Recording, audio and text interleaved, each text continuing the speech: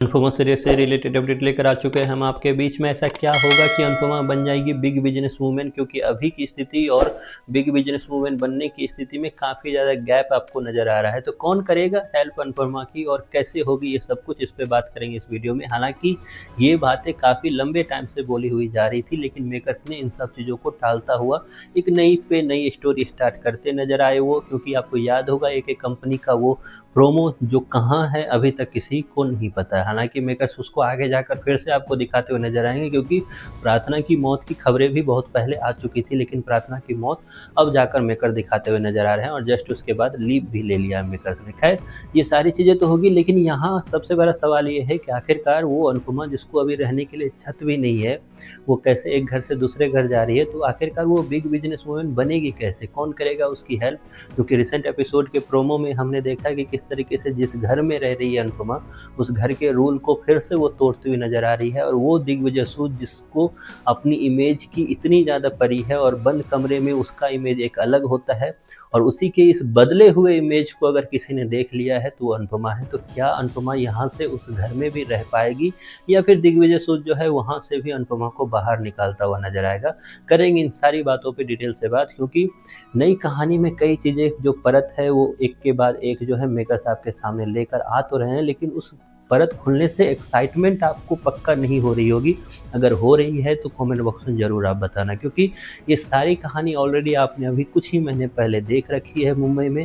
दोबारा फिर से कहानी में वही चीज़ें दिखा रहे हैं मेकर, तो इसमें एक्साइटमेंट मेरे अकॉर्डिंग तो बनती नहीं है। खैर, हमने देखा कि किस तरीके से सावी का जो रोल है, जो दिग्विजय सूद की बेटी है, उसको एक सस्पेंस में रखा गया।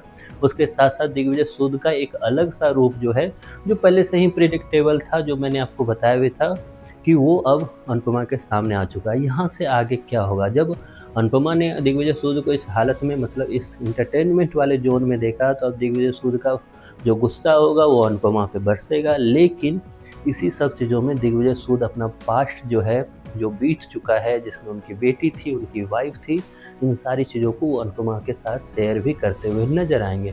और फिर दोनों के बीच में नज़दीकियाँ भी बढ़ेगी, या यूँ बोलूँ कि अंडरस्टैंडिंग भी बढ़ेगी, जैसे मनोहर पंडित और अनुपमा में बनी हुई थी। तो ये सारी चीज़ें हो गई, और उसके बाद दिग्विजय सूद जो एक वक्त में काफ़ी बड़े बिग बिजनेस वूमेन बनाने की जो ट्राई कर रहे हैं वो अनुपमा को, और खुद वो काफ़ी ज़्यादा बिग बिजनेसमैन रह चुके हैं। तो इन सब चीज़ों में एक दूसरे से एक तरह से शेयरिंग होगी। देन अनुपमा की हेल्प कोई और नहीं, वो दिग्विजय सूद करने वाले हैं। हालांकि इससे रिलेटेड आपको प्रोमो भी दिखा चुका था मेकर, जो स्टार प्लस का प्रोमो आया था, जिसमें आपको ने देखा कि किस तरीके से अनुपमा जो है काफ़ी ज़्यादा गुजराती डिश को घर घर बेचने की ट्राई कर रही थी, लेकिन फिर भी कोई नहीं खरीद रहा था। तो ऐसे वक्त में दिग्विजय सूद जो है वो अनुपमा की हेल्प प्रोमो में करता हुआ नज़र आ रहा है, जिसमें वो एक अच्छी लेटर उसे देता हुआ नज़र आ रहा है। तो ये सारी चीज़ें आपको आगे जाकर घुमाते हुए नज़र आएंगे मेकर्स, और घूम फिर के बात वहीं आएगी कि अनुपमा फिर से बड़ी इंसान तो बनेगी, लेकिन फिर वैसा कुछ होगा कि अनुपमा फिर जीरो पे आ जाएगी, क्योंकि